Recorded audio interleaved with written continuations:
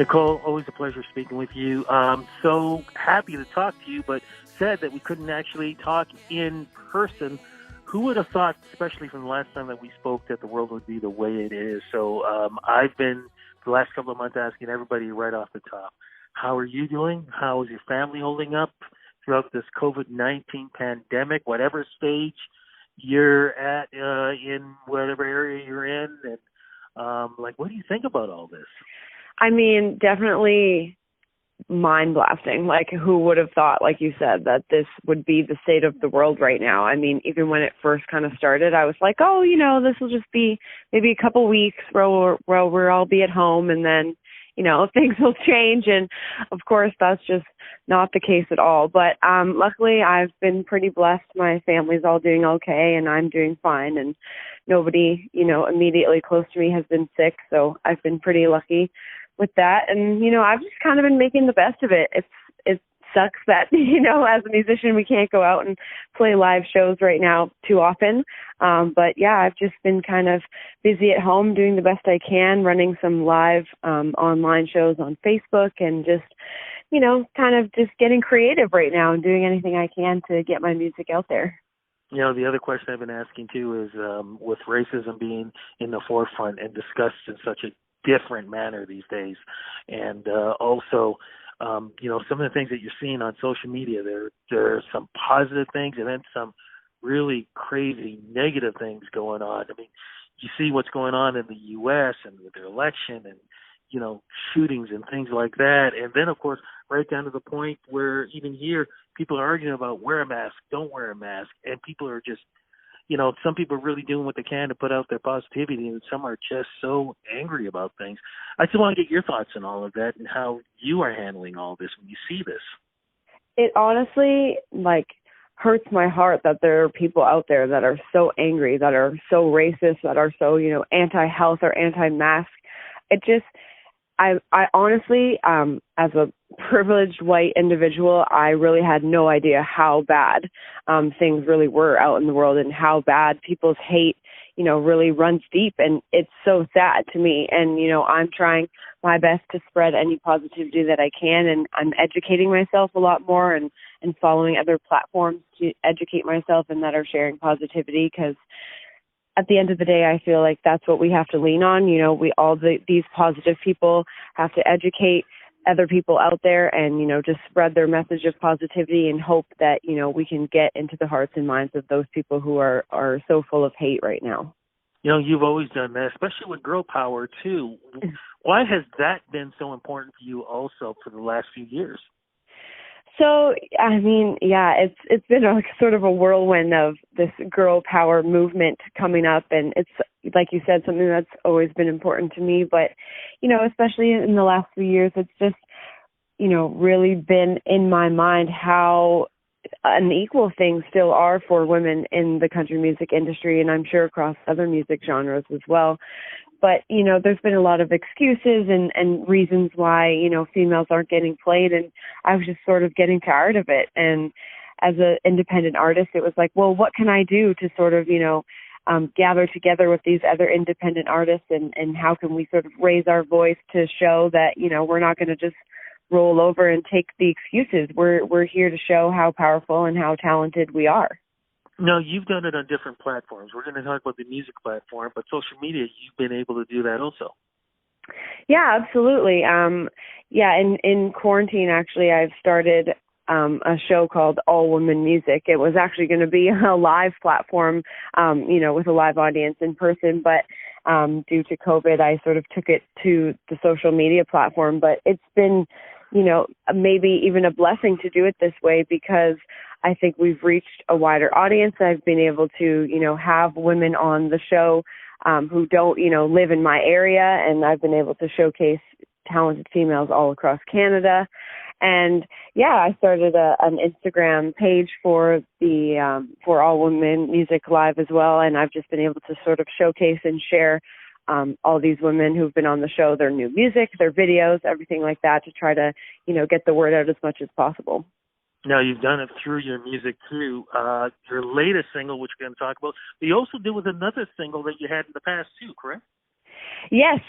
So my previous single was called All Woman, which I sort of wrote just for me personally a little bit in the beginning. I've written a lot of songs about, relationships and breakups and that sort of thing, but I just really wanted to write something personal about what it means to be a woman. And then as the song kind of evolved and we put it out, it was sort of this vision I had to be able to, bring other women in on it and hopefully inspire other women. And so I've been able to do a couple of really awesome projects. One that I did during quarantine was I got a bunch of other female independent artists to sing the song as well. And so we have now this girl gang version of the song, which is so cool.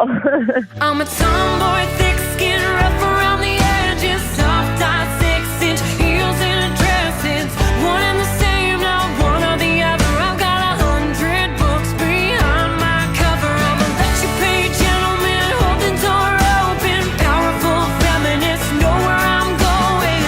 Different sides of the same position. I'm all love, all fight, all woman. I love that, girl gang. I love that, but I also love your new single too. Can you talk a little bit about that, please?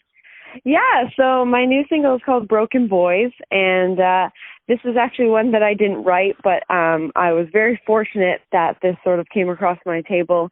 It has some amazing writers on it, including Megan Patrick, who I'm just, she's like sort of the queen of Canadian country right now, and I'm just blessed that, she sort of let me put my voice on this song. And this is one that I think so many people can relate to. I think we've all, sort of been in a relationship with somebody who's broken, but I'm sort of trying to spread the message with this song that, we all sort of have our baggage and things that we bring to a relationship, and, that's okay. It's okay to sort of have a helping hand and have somebody, help you with your baggage. But the most important part is that, you never do it at the sacrifice of yourself. So you never sacrifice your own happiness, to help somebody else that you're with.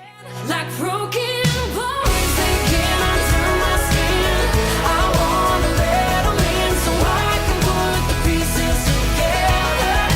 Broken bones, feel like a wild Mustang.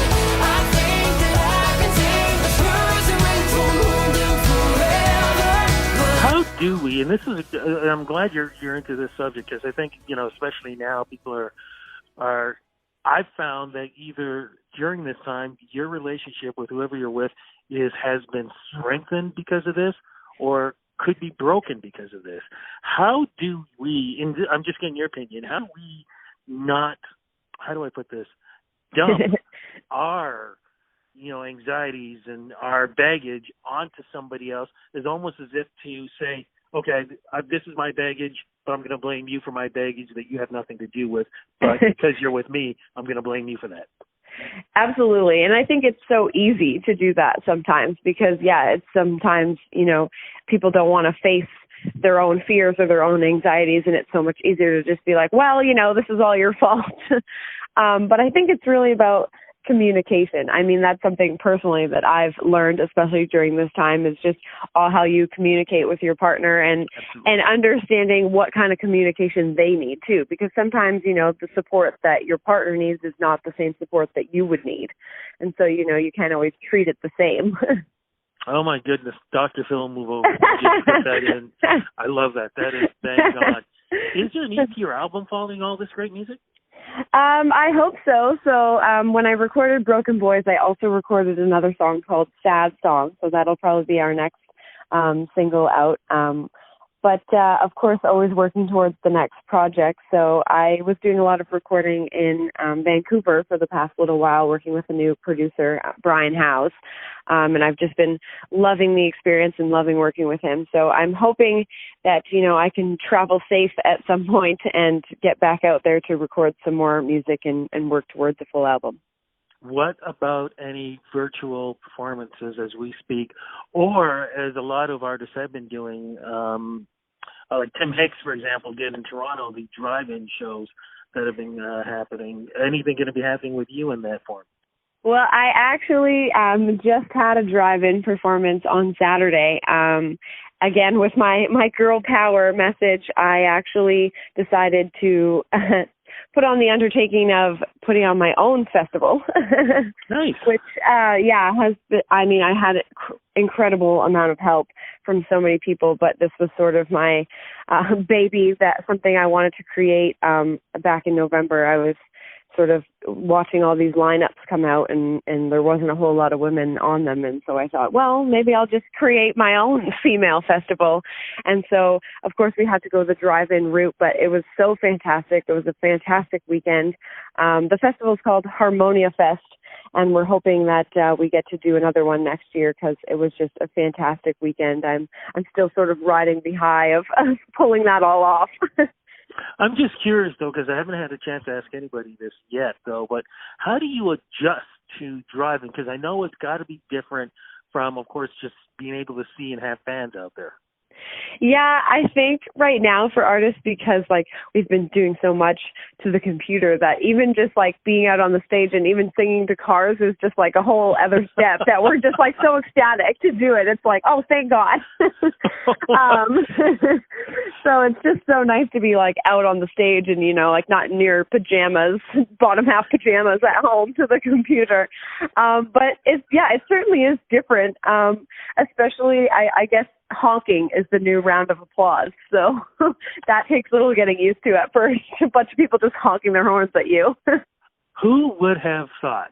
You know, I mean, we've gone through, of course, the cheering, the applause, the lighter, and now the honking. Right? Never would have imagined. Never in a million years. But you know what? I think it's great that you and so many other artists are going out there and doing these performances, because we need something to distract us from what's been going on, and also being able to put out some great music for us, and music with meaning too. And hopefully this doesn't just lead through into 2020, but 2021 and beyond. But to see everything you're doing, social media is the place to go. Where do we go to follow you?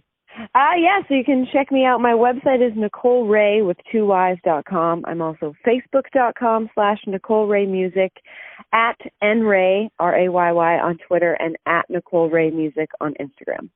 Nichole, always a pleasure speaking with you. I know, you know, as we speak, CCMAs are getting ready to do their stuff towards the end of the month. Will you actually be anywhere around that? Because I know, I do believe it's going to be on global television, but basically it's going to be kind of like what the VMAs were like and some of the other award shows, more like a virtual kind of thing. Yes, all these award shows are having to get pretty creative this year.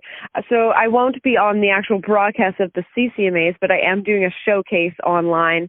A lot of, you know, events that go on during the week of CCMAs have sort of had to transfer to online. So I will be announcing about where you can find me online for the CCMAs soon. And then for the CMA Ontario Awards, I am actually going to get to perform on the show this year, and they just announced on Friday that it's going to be another drive-in concert. So a lot of unique ways these award shows are making it happen this year. Fantastic. And, of course, if I'm correct, they're also going to be virtual, too, I do believe. Yes. Yeah. I think so. Tune in online everywhere. Of course, coming from, supposed to be in London, Ontario. So, wow. Like I said before, who would have thought? I mean, I would be trying to get ready to drive up to London for this. I would have been, so many different things. I would have been, but now, right. more or less, like, is my computer okay? All right, pick it up. Let's get the job done. You've definitely gotten the job done. Thank you so much for the interview. Thank you very much. Hopefully in the future we can do this one-on-one in person. Be safe, and we'll definitely talk soon. Thank you. You too. Take care. Bye-bye. Bye-bye.